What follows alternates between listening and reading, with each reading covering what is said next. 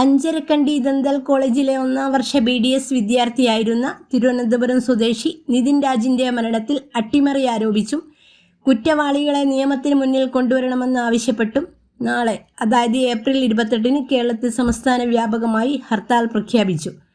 ദളിത് അതുപോലെ ആദിവാസി പൗരസംഘടനകളുടെ കൂട്ടായ്മയായ നിതിൻ രാജ് ആക്ഷൻ കൗൺസിലാണ് ഹർത്താലിനെ ആഹ്വാനം ചെയ്തിരിക്കുന്നത്. ഹർത്താൽ ബന്ദായി മാറുമെന്നും എല്ലാവരും സഹകരിക്കണമെന്നും ഭാരവാഹികൾ കണ്ണൂർ പ്രസ് ക്ലബ്ബിൽ വാർത്താസമ്മേളനത്തിൽ ആവശ്യപ്പെട്ടു. രാവിലെ 6 മുതൽ വൈകുന്നേരം 6 വരെയാണ് ഹർത്താൽ. ഹർത്താൽ ബന്ദായി മാറുന്ന സാഹചര്യത്തിൽ KSRTC, സ്വകാര്യ ബസ്സുകൾ എന്നിവ നിരത്തിലിറങ്ങാൻ സാധ്യത കുറവാണ്. ഓട്ടോറിക്ഷകളും ടാക്സികളും സർവീസ് നടത്തില്ലെന്ന് വിവിധ യൂണിയനുകൾ സൂചിപ്പിച്ചിട്ടുമുണ്ട്.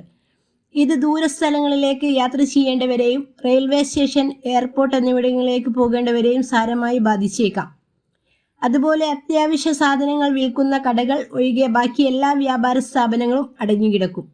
ഹർത്താലിന് ഐക്യദാർഢ്യം പ്രഖ്യാപിച്ച് വ്യാപാരി വ്യവസായ ഏകോപന സമിതിയുടെ സഹകരണം കൂടി ഉണ്ടായാൽ വിപണികൾ പൂർണ്ണമായും നിശ്ചലമാകും. ഹോട്ടലുകൾ അടച്ചിടാൻ സാധ്യതയുള്ളതിനാൽ യാത്രക്കാർക്കും വീട്ടിൽ ഭക്ഷണം പാകം ചെയ്യാൻ സൗകര്യമില്ലാത്തവർക്കും വലിയ ബുദ്ധിമുട്ട് നേരിടേണ്ടി വരും. അതുപോലെ ബാങ്കുകൾ പ്രവർത്തിക്കാൻ സാധ്യതയുണ്ടെങ്കിലും ജീവനക്കാർക്ക് ഓഫീസുകളിൽ എത്താൻ കഴിയാത്ത സാഹചര്യമുണ്ടായേക്കാം.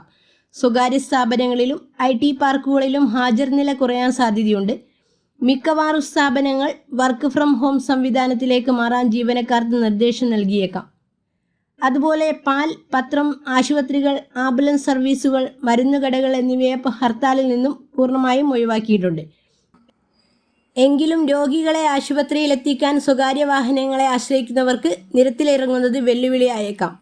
പോലീസിൻ്റെ ഭാഗത്തുനിന്ന് കൃത്യമായ നടപടികൾ ഉണ്ടാകാത്ത പക്ഷം സമരം അനിശ്ചിതകാലത്തേക്ക് നീട്ടുന്ന കാര്യവും ആക്ഷൻ കൗൺസിൽ പരിഗണിക്കുന്നുണ്ട്. ക്രമസമാധാന പ്രശ്നങ്ങൾ ഒഴിവാക്കാൻ സംസ്ഥാനത്തുടനീളം പോലീസ് സുരക്ഷ ശക്തമാക്കിയേക്കും. അത്യാവശ്യ ഘട്ടങ്ങളിൽ യാത്രക്കാർക്ക് പോലീസ് സഹായം തേടാവുന്നതാണ്.